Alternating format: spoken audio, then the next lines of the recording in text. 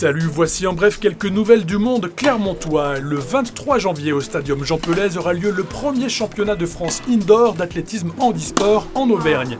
Une première que l'on doit à l'ASM Omnisport en partenariat avec le comité régional Auvergne Handisport et la Ligue d'Auvergne d'athlétisme.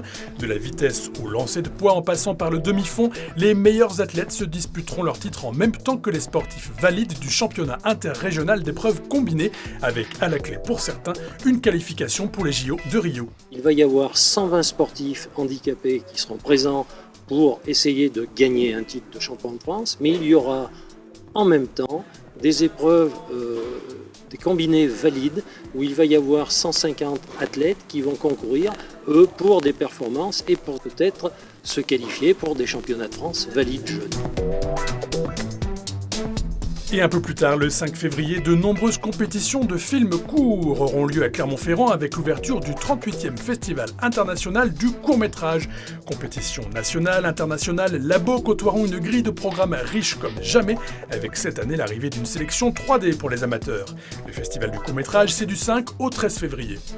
En attendant, votre ville poursuit sa mutation et la reprise après les fêtes des chantiers de réaménagement est imminente.